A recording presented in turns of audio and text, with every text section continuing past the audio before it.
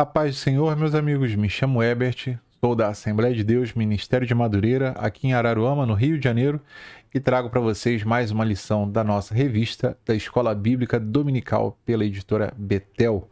Hoje, a última lição do primeiro trimestre, lição de número 13, que traz o seguinte título: Personagens bíblicos que salvaram as suas famílias.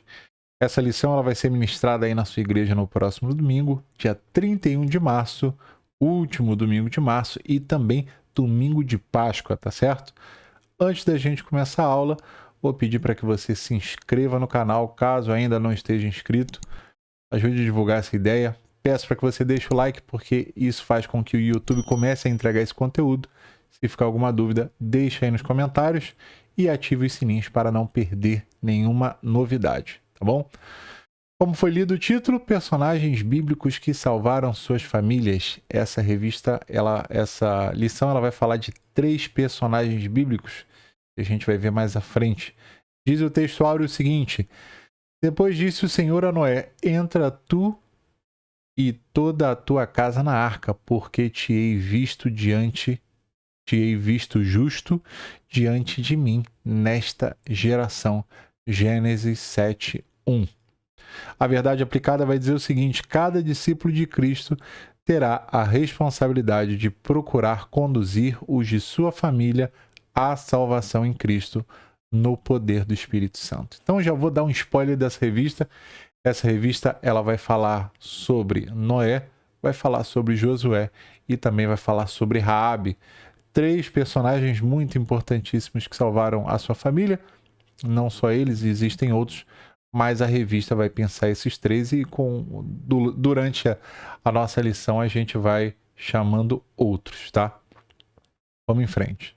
Objetivos da lição diz o seguinte: mostrar a decisão que Josué tomou pela sua família, ressaltar a obediência de Noé a Deus e enfatizar a boa atitude de Raabe de crer em Deus. Desde referência, temos aqui Josué 24:15, que fala: Porém, se vos parece mal aos vossos olhos, servi ao Senhor. Escolhei hoje a quem servais. Se os deuses a quem serviram os vossos pais, que estavam da além do rio, ou os deuses dos amorreus, em cuja terra habitais. Porém, eu e a minha casa serviremos ao Senhor. Josué já mostrando para o que veio, dizendo que existiam muitas pessoas servindo a deuses desconhecidos, né? Aos deuses da antiguidade que não faziam parte ali do contexto ao qual eles estavam, mas que ele já decidiu pela família dele. Porém, eu e minha casa serviremos ao Senhor, ao Deus dos Hebreus. Aqui na carta de Hebreus, capítulo 11, vamos ler 2 versículos, o versículo 7 e o 31, que fala o seguinte: Pela fé, Noé, divinamente avisado das coisas que ainda não se viam, temeu, e para a salvação de sua família preparou a arca, pela qual condenou o mundo e foi feito herdeiro da justiça, que era segundo a fé. Aí o 31 fala assim: pela fé, Raabe, a meretriz, não pareceu como os incrédulos, acolhendo em paz os espias. Esse capítulo de Hebreus fala sobre os heróis da fé. Ele cita 2 aqui muito rapidamente, existem outros, depois lê com um pouco mais de calma. E sobre esses personagens falaremos outros e outros de tabela também.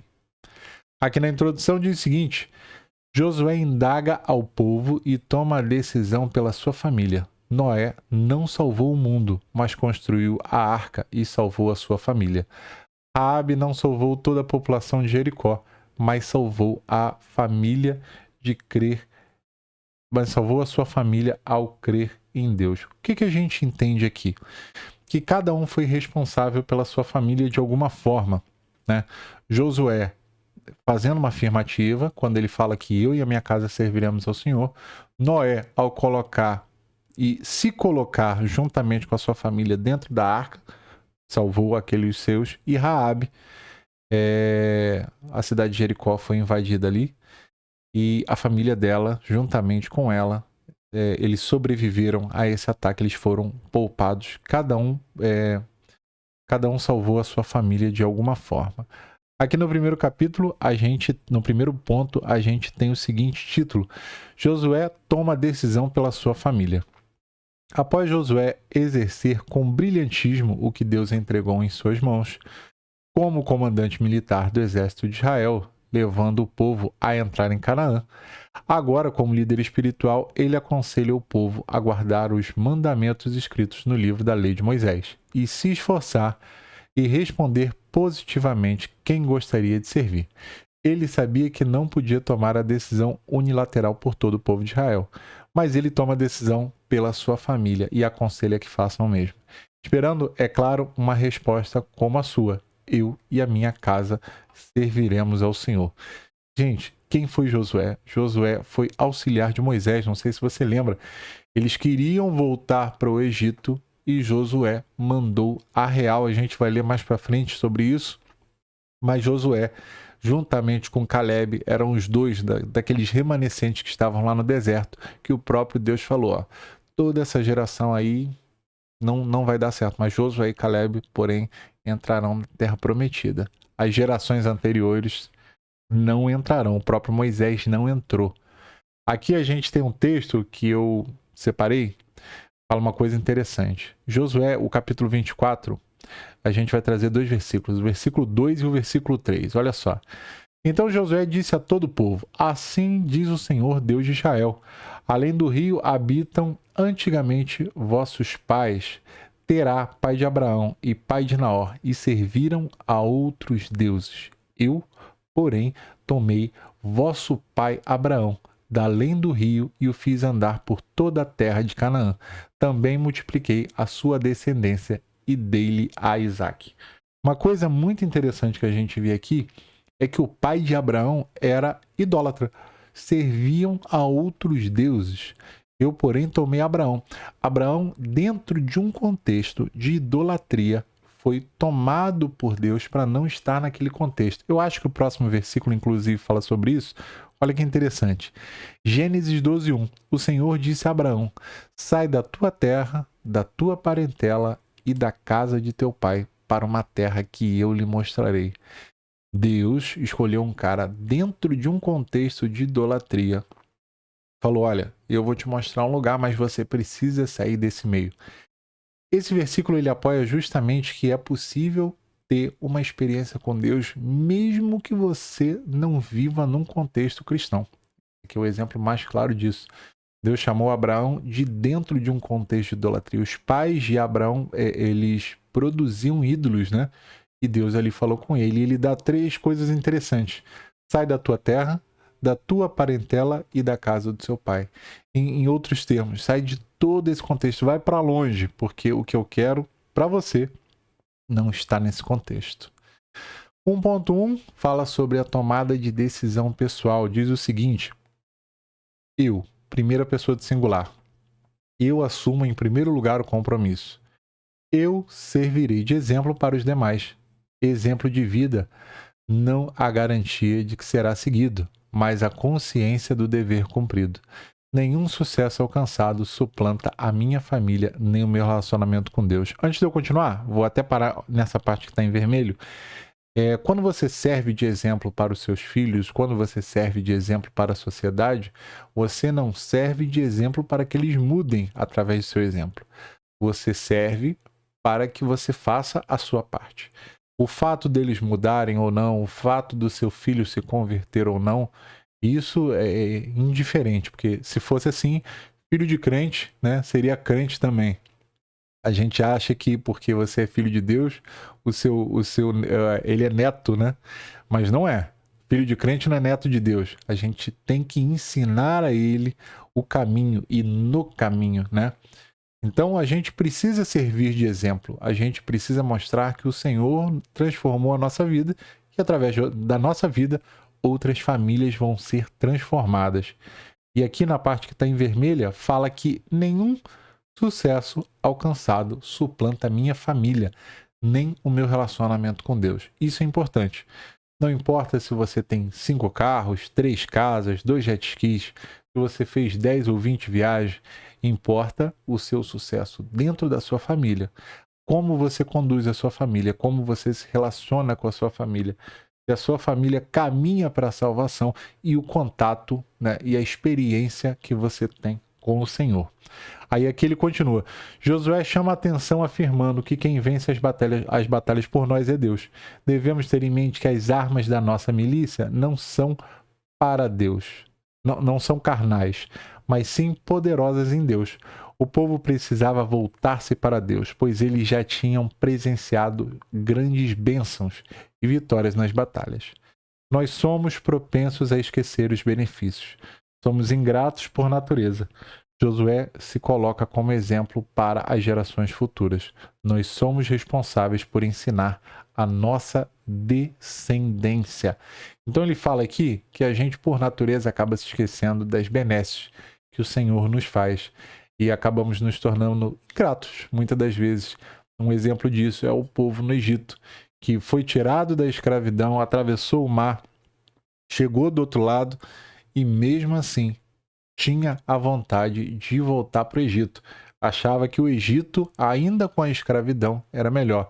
Muitos de nós nos convertemos, mas às vezes bate aquela vontade de voltar ao que estávamos, à vida que levávamos, porque é bem verdade que o Senhor nos tira muitas coisas para deixar exatamente do jeito que Ele quer. E a nossa vontade, como porco, é voltar para a lama, tá? Aqui o texto de Números tem uma coisa interessante. Números, capítulo 14, versículos 6 a 9, vai trazer uma informação importante para a gente. Olha só.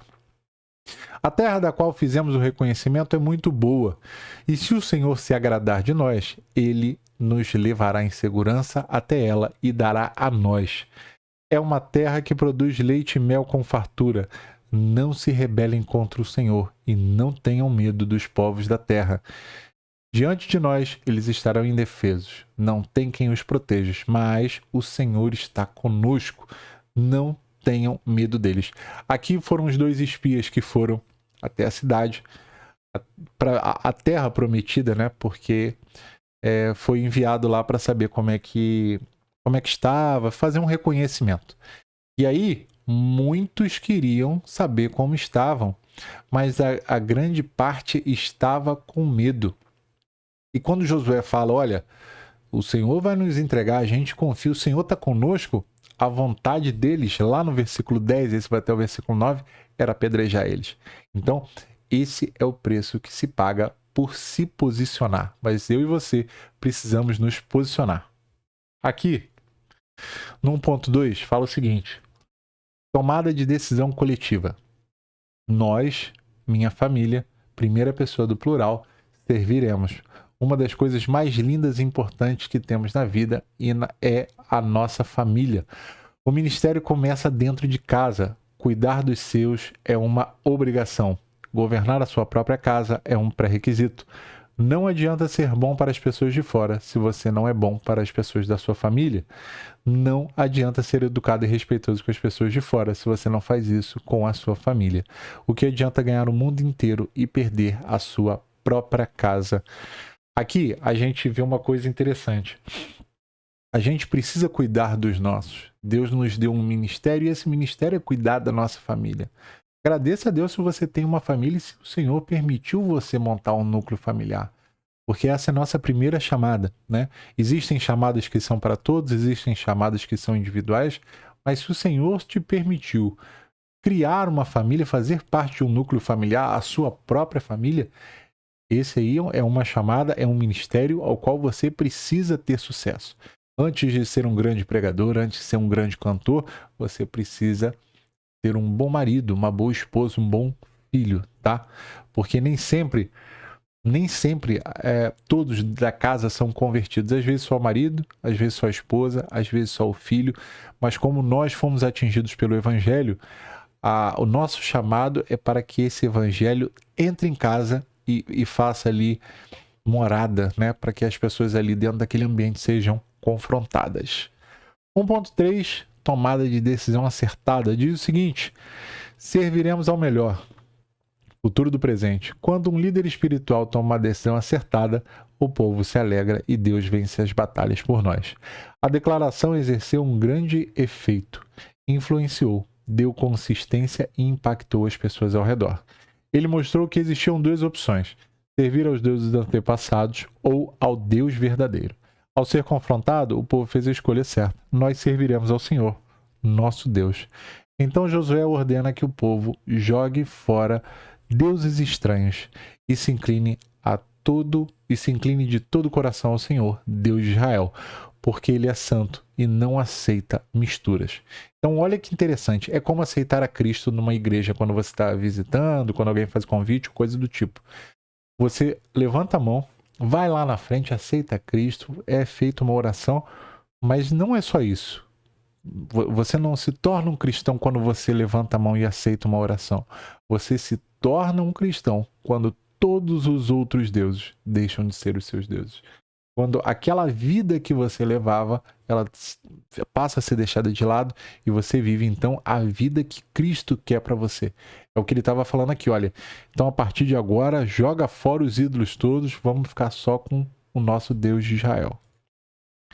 Aqui no segundo ponto agora a gente vai falar sobre Noé. Noé é um cara com bastante história, um cara que é um dos 3 mais antigos da Bíblia, em idade, que viveu bastante, e é a segunda matriz aí do mundo, né?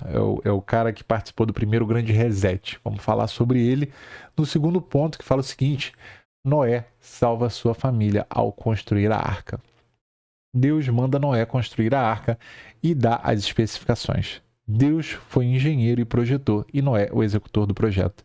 Porque Noé achou graça aos olhos do Senhor.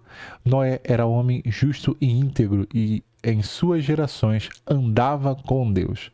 Noé fez tudo conforme Deus te ordenou. O Senhor continuava querendo colocar o seu povo na arca e fechar a porta por fora. A arca só tinha uma porta. Tipifica Jesus, a única porta da salvação. Gente, eu anotei algumas coisas aqui sobre Noé. Deixa eu achar. Noé era filho de Lameque e neto de Matusalém. Matusalém é o cara mais antigo da Bíblia. Aos 480 anos, Noé recebe a missão de Deus de construir a arca. E ali o Senhor fala com ele especificamente o tamanho da arca, como vai ser, quantas janelas vão ter, dá direitinho, né? A partir do momento que o Senhor fala com Noé até a construção da arca e os animais estarem dentro da arca, são 120 anos. Então você imagina, o Senhor falou com ele, deu as especificações, falou o que ele tinha que fazer e calou-se por 120 anos. A Bíblia não vai falar sobre a reação das pessoas daquela cidade onde ele vivia, mas imagina você construir uma arca todos os dias, durante 120 anos. Pessoas zombando porque falava-se de uma grande inundação, só que a gente vai ver em Gênesis 2:6 que não existia chuva naquela época. Era um vaporzinho que saía da terra e irrigava as plantas. Ninguém nunca tinha visto chuva, mas o Senhor falou que haveria uma grande inundação. Noé é o segundo pai da raça humana e venceu pela paciência, consistência e obediência. Vamos em frente. 2.1. O simbolismo da família na arca. A arca de Noé simboliza renovação, restauração, proteção divina, abrigo seguro, refúgio da salvação, símbolo da aliança e presença de Deus junto do povo escolhido e símbolo da igreja. Representa também um lugar onde se guarda preciosidades, tesouros, riquezas, joias. O Senhor arrependeu-se de haver feito o homem sobre a terra, pois o mundo estava cheio de maldade. As pessoas só faziam coisas más e havia violência em toda a parte. E isso lhe pesou o coração, ao ponto de mandar o dilúvio e exterminar todos os seres que fizera. Mas Deus estabeleceu uma aliança com Noé e disse para ele entrar na arca com seus filhos, sua mulher e as mulheres dos seus filhos. Olha que interessante uma coisa aqui. Noé era o cara que Deus viu e falou assim: esse cara é um cara maneiro, esse cara é diferente dos outros, eu vou salvar ele. Por salvar Noé, os filhos foram salvos, as noras foram salvas, não só a família de Noé, mas o núcleo e as pessoas à sua volta. Então, por conta de Deus estendeu o convite e botou toda aquela galera dentro da arca e falou assim: olha, eu vou poupar vocês, mas o restante do povo não vai ter como entrar. 2.2. Os desafios de colocar toda a família na arca. As dificuldades enfrentadas por nós, os filhos crescem, casam e tomam seus caminhos. Agora joelhos dobrados, jejum e exemplo de vida. Exemplo de vida que nem sempre será seguido, mas é nosso dever. Um filho pode sair da arca por um tempo, exemplo do filho pródigo, mas foi ensinado, vai cair e voltar. Vai cair em si e voltar. A arca tem hora que balança para lá e para cá, pela força das águas, pelos ventos que sopram ao contrário, pelas ondas fortes.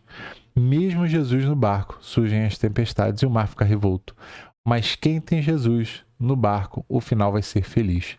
Porque ele repreendeu o vento e diz ao mar, cala-te, aquieta-te, e será uma grande bonança. Tem porta que Deus fecha para salvar a nossa família. Nós não entendemos isso. Às vezes Deus fecha a porta, mas o milagre para quem está do lado de dentro. Isso é muito forte. A gente pensa e a gente pede a Deus sempre que abra uma porta, uma oportunidade, e às vezes o Senhor, ao invés de abrir, ele fecha uma porta. Mas ele fecha não porque ele não gosta da gente, porque ele está cuidando de nós. Se a porta da arca não fosse fechada, certamente Noé e sua família morreriam também no dilúvio, como todos aqueles animais que foram salvos, né? A gente pensa que por ele construir uma arca muito grande, aquilo ali trazia com ele algum tipo de luxo, algum tipo de conforto. Pensa aí o tempo todo que ele ficou na arca, com um monte de bicho excretando dentro do barco, o cheiro que estava, bicho fazendo barulho, mar agitado. Olha que loucura que devia estar aquilo ali. Mas Deus poupou a vida de Noé e de seus familiares. Então, vão ter momentos na nossa vida que, para onde quer que a gente olhe, vai ter problema. Mas o Senhor está passando conosco. Ele é o nosso garantidor. 2.3. As famílias enfrentam um dilúvio em pleno século XXI. Existem vários dilúvios arrastando as famílias e levando-as à destruição. Dia após dia, ficamos sabendo de famílias sucumbidas pelas águas do dilúvio. Não as águas literais, mas as mazelas impostas pelo afastamento de Deus e pela falta de temor, infidelidade conjugais, divórcios de maneira equivocada, violências domésticas, entre outros. Infelizmente, todas as famílias passaram por intempéries, mau tempo, tempestade e ventos contrários. Antecipar-se às crises é fazer a nossa parte. A sabedoria manda planejar o futuro. Então vamos lá. A gente passa por esses dilúvios, mas nem todos passam. O Senhor constantemente nos chama a voltar-se para Ele, a entender o que Ele quer fazer na nossa vida, a sermos obedientes. Mas algumas famílias, dentro desse contexto, acabam não fazendo isso e acabam sendo tragadas por essas águas. Outros que sequer conhecem a Cristo são jogados de um lado para outro, porque não tem aonde se firmar, né? E nós, como detentores do Evangelho, nós precisamos aplicar, não só ouvir, não só entender, mas também aplicar. Porque se a gente ouve, se a gente participa de uma reunião, ouve uma palavra e a gente não coloca aquilo em prática, estamos jogando o nosso tempo fora. Tá? Eu trouxe um texto aqui de Mateus 24. Eu gosto muito desse texto. Ele fala o seguinte: porquanto, assim como nos dias anteriores ao dilúvio, comiam, bebiam, casavam-se e davam-se em casamento, até o dia em que Noé entrou na arca e não o percebeu, até que veio o dilúvio e levou a todos. Assim será também a vinda do Filho do Homem. Não tem nada de errado nisso que foi dito aqui, olha. Comiam, bebiam, casavam-se e davam-se em casamento. Isso aqui é perfeitamente normal. Só que isso não pode estar acima de buscar uma vida com Cristo. Comer é muito bom, beber é muito bom, casar é muito bom, é ótimo, mas isso não é prioridade na minha vida. Prioridade na minha vida é ter um relacionamento com o Senhor. Essas coisas, elas vão acontecer ou não acontecer. O Senhor não nos desampara. Mas o Senhor, ele não pode deixar de ocupar o primeiro lugar na nossa vida, tá certo? Agora vamos falar de Raabe. Diz aqui no terceiro tópico o seguinte: Raabe preserva a sua família pela fé. E aqui ele fala que ao assumir o lugar de Moisés, Josué enviou mais 2 homens secretamente para cumprirem a tarefa de espiar a terra prometida com o propósito de conquistá-la. Eles foram parar na casa de uma meretriz chamada Raabe, que os ocultou e ajudou os espias a observarem a Jericó. Mas numa troca onde a sua vida seria poupada e também teria a promessa estendida em favor dos seus familiares. Vamos resumir. Raabe é chamada em alguns textos como meretriz, né? A gente só não vai saber se essa casa onde eles entraram era uma casa dela, se ali naquele lugar era uma hospedaria, como se fosse um prostíbulo, ou se eles estavam ali sendo acolhidos nessa hospedaria. O que ocorre é que esses homens entraram em Jericó, chegaram a essa casa, esse imóvel onde estava Raabe, e a notícia rapidamente se espalhou pela cidade, chegando até o rei, que falou: olha, tem uma galera aí vigiando a cidade e eles querem tomar a nossa cidade. Procurem em todos os lugares. E normalmente esse é o primeiro lugar onde se procura, né? Uma hospedaria. E ali Raabe cobriu os caras ali e falou: olha, eu não vou falar que vocês estão aqui não, mas a gente conhece vocês, a gente vai ver mais à frente falando disso. Vocês podem me preservar a nossa família. E ali eles fizeram um acordo. 3.1. O juramento dos espias precisava de um sinal. Raabe pede um sinal certo aos espias. Precisamos deixar claras as condições sugeridas por ela. Eram vida por vida. A vida deles respondia pela vida dela e de seus familiares. Então os espias disseram para Raabe que ela deveria colocar um cordão de fio escarlata à janela por onde os fizeste descer e colocar todos os seus familiares dentro da casa. Não deixe nenhum de fora da porta. Se assim não fizeres, nos desobrigados desse juramento. Em outras palavras, quando a gente vier, a sua família vai ter que estar dentro da sua casa e essa casa precisa estar marcada com esse fio vermelho para que a gente não faça nenhuma injustiça. Se algum de seus parentes estiver fora dessa casa, a gente vai passar o cerol fininho. Em outras palavras, a família ela precisa ter harmonia, ela precisa estar junta, porque se ela não estiver junta, ela se torna um alvo, né? Se algum membro, se algum parente, familiar não estiver dentro daquele contexto, ele se torna um alvo. Então, o combinado deles era esse: olha, a gente vai voltar e a gente vai voltar aqui fazendo caos, mas a sua família precisa estar dentro da casa e aí, se alguém não tiver, a gente não tem responsabilidade alguma. 3.2. Raabe reconhece que Deus está com o seu povo. Ao reconhecer que o Deus dos espias estava com eles, que havia dado aquela terra e fez secar as águas do Mar Vermelho, os seus corações desmaiaram e não tinham mais ânimo. Então Joabe declara e aceita que o Senhor, vosso Deus, e Deus em cima, nos céus e embaixo na terra. Raabe entendeu as explicações dos espias e fez a opção pelo lado certo, da preservação dos homens de Deus. Olhando com os olhos carnais, jamais poderiam esperar que uma prostituta poderia ajudar nos planos de Deus e Deus, em contrapartida, salvar a sua alma. A história de Raabe nos ensina que a família precisa estar junta com união de propósitos e no vínculo de paz. Então aqui Raabe reconhece que Deus está com ele porque ela ouviu as histórias que aquele povo passou pelo deserto, que eles foram alimentados por Deus, que eles fizeram secar o Mar Vermelho. Então aquilo ali já foi chegando a eles. E ela sabia que se Deus estivesse com eles ali, aquela terra seria entregue a eles. Então eles fizeram esse acordo: olha, eu preciso salvar minha família. E eles fecharam: você salva a nossa vida e a gente salva a família de vocês. Aqui o texto de Josué 2,18, ele traz uma informação interessante. Quando entrarmos na terra, deixe este cordão vermelho pendurado na janela, por onde você nos ajudou a descer. Todos os membros da sua família, pai, mãe e irmãos, e todos os seus parentes devem estar dentro da casa. A casa de Raabe fazia parte do muro da cidade por onde esses espias desceram.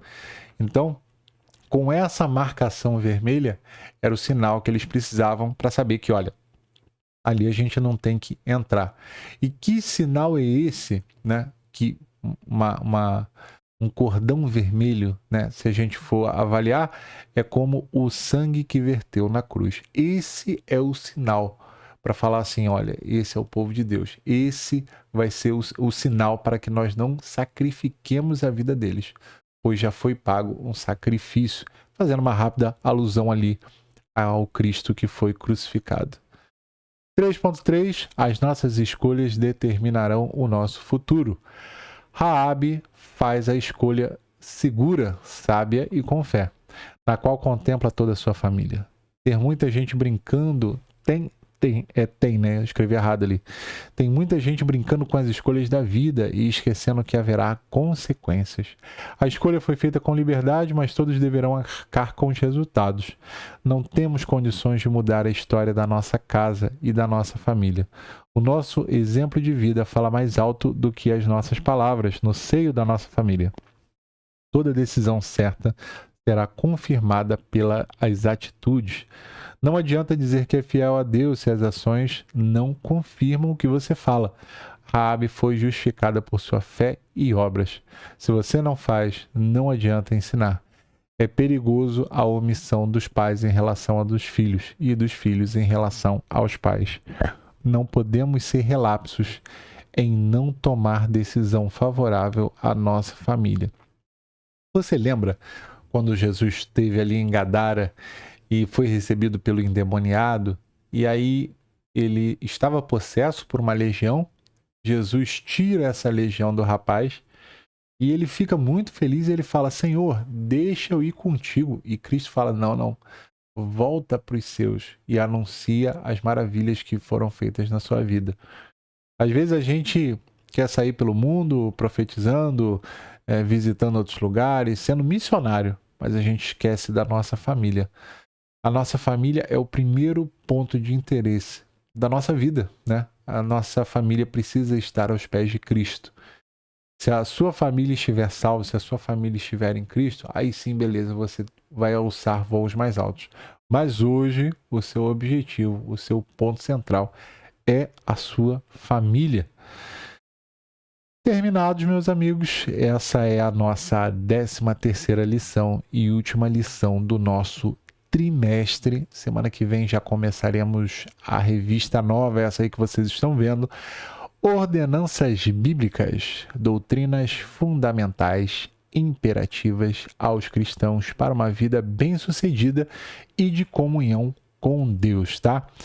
Eu não peguei ainda, por isso que eu não estou mostrando aqui na mão para vocês, mas próximo domingo ela já vai estar disponível. Se você ainda não tem sua revista, pegue na sua igreja ou adquira pelo site da editora Betel, tá bom? Eu vou ficando por aqui, agradeço pela paciência e pela sua audiência. Se ficou alguma dúvida, deixe nos comentários. Se você curtiu essa aula, deixa o like, porque o YouTube começa a entregar para outras pessoas. Se você não está inscrito no canal, considere se inscrever. Eu vou ficando por aqui. Obrigado por tudo. Até mais.